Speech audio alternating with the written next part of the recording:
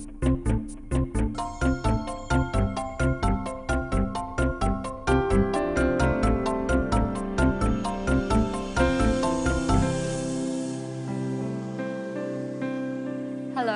I'm Margot Politis. Welcome to Study English, IELTS preparation. Today on Study English, we're looking at adjectives. How do you use them? How do you order them?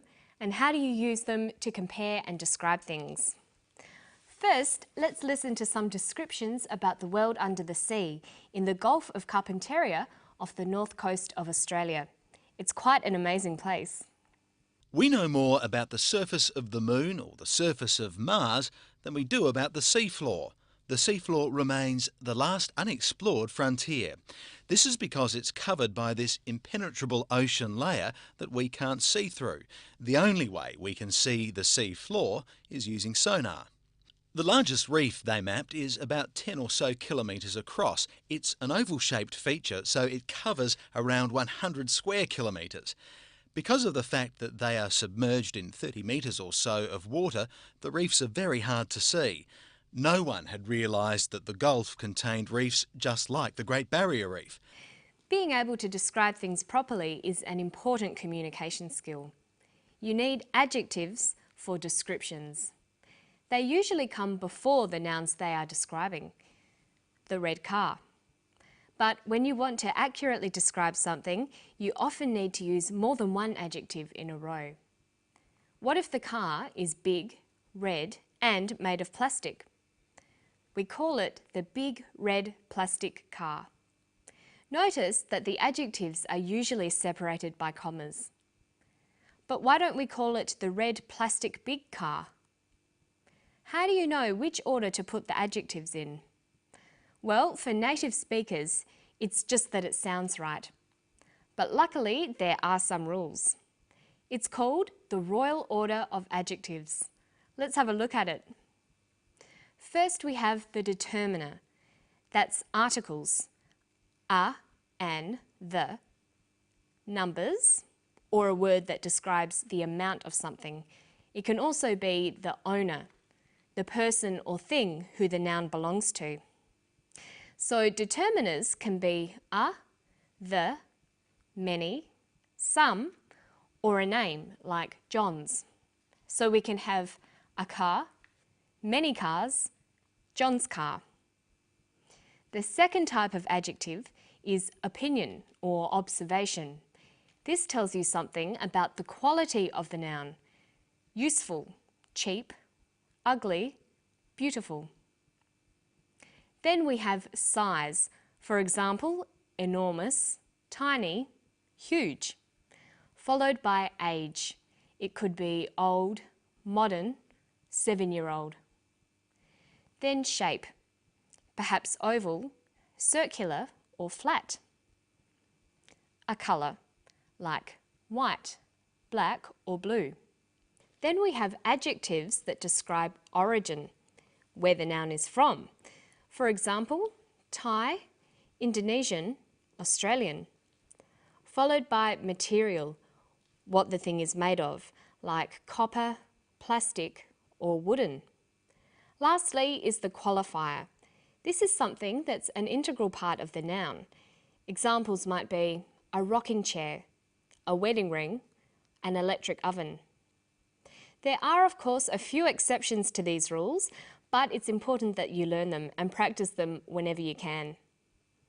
Have a look at these words and see if you can turn them into a phrase. Wooden, square, useful, box, lilies.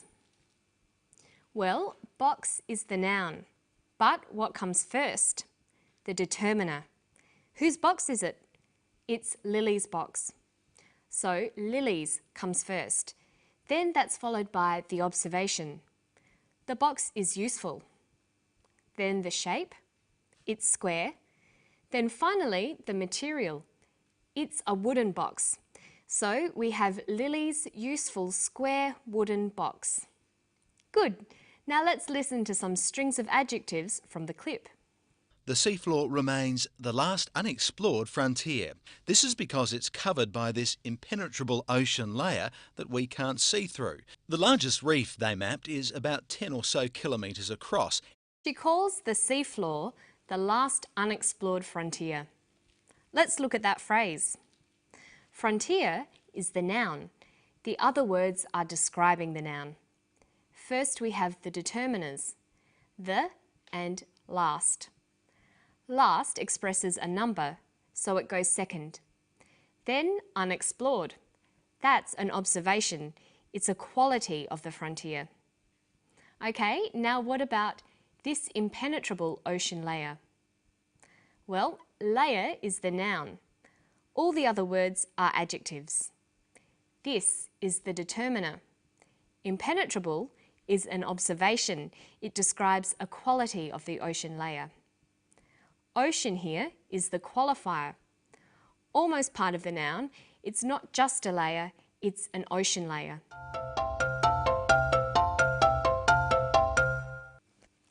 Okay, now you try one. Look at these words. They form a phrase that he used. Largest, reef, the. Well, reef is the noun, so it comes last. The is a determiner, so it comes first. Largest describes the size, so that comes after the. So we have the largest reef. Okay, there's another way adjectives can be used as well. They can stand alone. They describe nouns by following the verb to be. When used in this way, adjectives are complements. Listen to one here. The Gulf of Carpentaria is very flat and featureless. The Gulf of Carpentaria is very flat and featureless. In a phrase, this would be the very flat, featureless Gulf of Carpentaria. But used as a complement, the phrase becomes a full sentence. The Gulf of Carpentaria is very flat and featureless. We can take the phrase, the big red plastic car, and turn it into a sentence. The car is big, red and plastic. Notice that the order of adjectives still stays the same. Now let's look at how you go about describing things. It's often necessary to focus on particular features such as shape, size, dimension, weight, colour or texture. The more you have built up your vocabulary of adjectives, the better your ability to describe things accurately. So you might write up adjective lists according to groups.